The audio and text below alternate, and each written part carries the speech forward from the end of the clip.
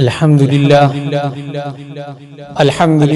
كفى وسلام على عباده الذين اصطفى أما بعد فأعوذ بالله من الشيطان الرجيم بسم الله الرحمن الرحيم قال النبي صلى الله عليه وسلم أعوذ بالله من الشيطان الرجيم بسم الله الرحمن الرحيم يا أيها الذين آمنوا اتقوا الله حق تقاته ولا تموتن إلا وأنتم مسلمون صدق الله العظيم۔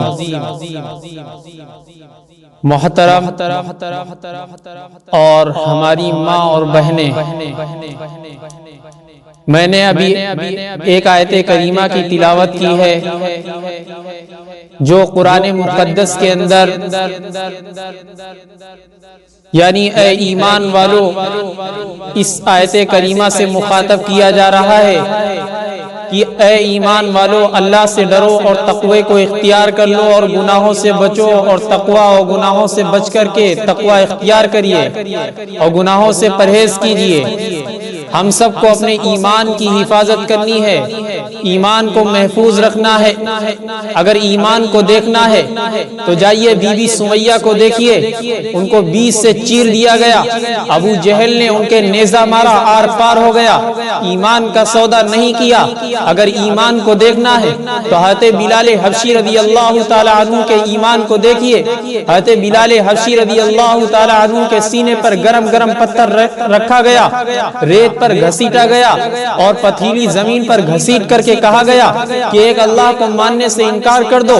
حضرت بلال حبشی کی زبان پر صدائیں صرف یہی رہی کہ احد احد اللہ ایک ہے، اللہ ایک ہے۔ خباب بنت ارت رضی اللہ تعالی عنہ کی کھال کو ادھیڑ دیا گیا، چربی پگھلنے لگی، ایمان کا سودا نہیں کیا۔ اگر ایمان کو دیکھنا ہے ہماری ماں اور بہنوں تو ایمان کو بی بی آسیہ سے دیکھیے۔ فرعون نے ظلم و تشدد کیا، کہا کہ ایمان سے پھر جاؤ، ایمان کا سودا نہیں کیا۔ اگر ایمان کو دیکھنا ہے تو تمام ایسے واقعات موجود ہیں جو ایمان کو مضبوط کرنے کے لیے تصدیق کرتے ہیں، ایمان کو مضبوط کرنے کے لیے آگاہ کرتے ہیں۔ ہم سب کو اپنے ایمان کی خود حفاظت کرنی ہوگی۔ آج ایسے کال کوٹھے اور اندھیرے وقت کے اندر ہم سب کو اپنے ایمان کو بچانے کی کوشش کرنی چاہیے۔ ہمارا ایمان اگر ایک مرتبہ ہمارے دل سے نکل گیا تو یہ ایمان واپس نہیں آئے گا۔ یہ قرآن کی آیت یہی اعلان کر رہی ہے کہ اے ایمان والو ڈرو ایک ایشور سے، ڈرو ایک اللہ سے اور اللہ تبارک و تعالیٰ کی عبادت کرو اور اللہ تبارک و تعالیٰ کے سامنے جھکو اور اللہ تبارک و تعالیٰ سے دعائیں مانگو اور اللہ تبارک و تعالیٰ کی حمد و ثنا کرو اور اللہ سے ڈریے اور تقوی کو اختیار کر لیجئے۔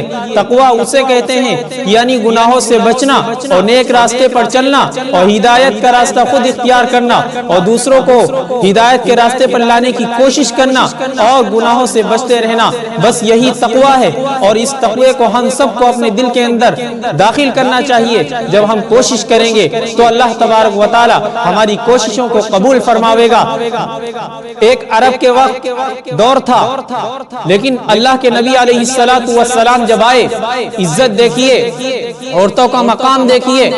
پہلے عرب کے زمانے میں بچیوں کو زندہ درگور کیا جاتا تھا، زندہ دفن کیا جاتا تھا، اور جب اللہ کے نبی علیہ السلام اس سرزمین پر آئے تو عورتوں کو بڑا مقام دیا گیا اور زندہ جو درگور ہوتی تھی اللہ کے نبی علیہ السلام نے ان کو دفنانے سے، ان کو درگور کروانے سے بچا لیا۔ یہ اللہ کے نبی علیہ السلام کے اخلاق تھے، یہ اللہ کے نبی علیہ السلام کے کردار تھے، یہ اللہ کے نبی علیہ السلام کے فعل و فعال تھے۔ آج ہمیں بھی اپنے اندر یہی داخل کرنا ہے۔ آج ہماری ماں اور بہنیں بغیر پردے کے گھروں سے باہر نکل رہی ہیں تو ہمارا ایمان کیسے محفوظ رہے گا؟ ہماری ماں اور بہنیں بغیر پردے کے باہر سر عام ٹہل رہی ہیں اور رقاصوں کی محفلوں کے اندر جا رہی ہیں اور تمام کی تمام ایسی محفلوں کے اندر شرکت کر رہی ہیں جہاں پر ایمان کا سودا کیا جاتا ہے، جہاں پر اپنے ایمان کو بیچا جاتا ہے۔ تو اس لیے ہماری سب سے یہی گزارش ہے کہ اپنے ایمان کو محفوظ کر لیں۔ اللہ تبارک و تعالی ہم سب کو ایمان کی قدردانی کرنے کی توفیق عطا فرمائے۔ وآخر دعوانا ان الحمد للہ رب العالمین۔